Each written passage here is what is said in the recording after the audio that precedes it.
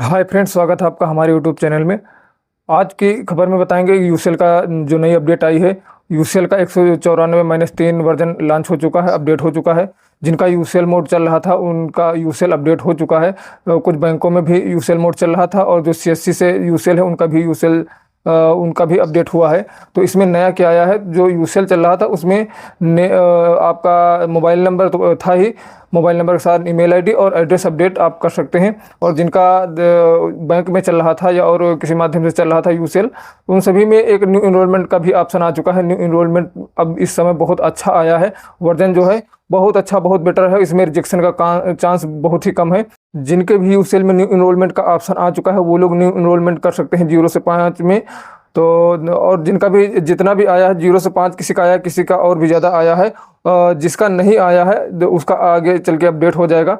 और new enrolment वाले में जिनका आया है उनमें अब आपको डिटेल फिल करना नहीं पड़ेगा। जो हेड ऑफ फैमिली का जो आप आधार लगाते थे, माता पिता का आधार लगाते थे, उनका फिंगर लगाते थे, आपको जो एड्रेस वो मैनुअली फीड करना पड़ता था, एंट्री करनी पड़ती थी। लेकिन अभी यहाँ पर सब हटा दिया गया है, ऑफलाइन मोड बिल्कुल हटा दिया गया है। आप जैसे ही HOF मतलब हेड ऑफ फैमिली का मम्मी या पापा का आधार नंबर जैसे ही डालेंगे और उनका फिंगर लेंगे तो जो डेटाबेस में जो डिटेल होगी वो ऑटोमेटिक आपकी एंट्री हो जाएगी। आपको बाहर से कुछ एंट्री नहीं करना पड़ेगा। और जो डॉक्यूमेंट है वो आपको स्कैनिंग करना पड़ेगा, जैसे बर्थ सर्टिफिकेट, वो डबल स्कैनिंग यहाँ पर लेगा, आपको डबल स्कैनिंग करना पड़ेगा। तो इस तरह आपको एंट्री नहीं करना पड़ेगा। कुछ लोग ऐसे होते थे जो अपना ओल्ड आधार लेकर आते थे, पुराना आधार लेकर आते थे, अपडेट नहीं रहता था और आधार ऑपरेटर करता था कि उनके आधार का एड्रेस देख के फिलअप कर देता था।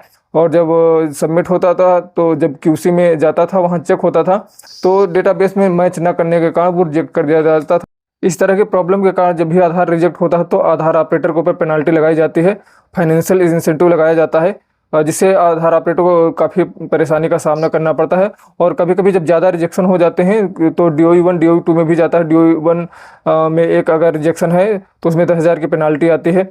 और DOE 2 है तो उसमें अभी तो कम कर दिया गया है। DOE 2 में अभी प्रति पैकेट 25 रुपये कर दिया गया है, अभी इसके पहले अभी 1,000 रुपये था। तो इस तरह अगर आपका DOE 2 में अगर रिजेक्शन ज़्यादा हो गए, 30 से ऊपर हो गए, तो ऑपरेटर की ID बंद भी हो सकती है। तो अभी आज के लिए इतना ही अपडेट है, लेकिन आने वाले समय में और भी वर्जन चेंज होगा और अपडेट होगा। अभी 197 वर्जन जो है वो ट्रायल फेज में चल रहा है रीजनल ऑफिस में। वहाँ पर तो जो ECMP है उसको भी यूसीएल मोड में ही चलाया जाएगा। और आगे आने वाले समय में हमको लगता है कि ये जो यूसीएल मोड है यही चलेगा। यूसीएल मोड मतलब ऑनलाइन मोड ही चलेगा। और ECMP को भी शायद इसको बंद करना पड़ सकता है, क्योंकि ऑनलाइन मोड में ही सारा ऑथेंटिकेशन होगा, रियल टाइम में होगा। ऑनलाइन मोड में बहुत जल्दी डाटा आपका जनरेट होगा। आप मोबाइल नंबर अपडेट करेंगे 10 मिनट में अपडेट हो जाएगा। एड्रेस अपडेट करवाना चाहेंगे तो वो भी 10-15 मिनट में अपडेट हो जाएगा। कुछ इस प्रकार होगा कि आप आधार सेंटर पर अपडेट करवाएं और जैसे ही सेंटर से बाहर निकलेंगे आपके पास मैसेज आ जाएगी आपका आधार अपडेट हो चुका है।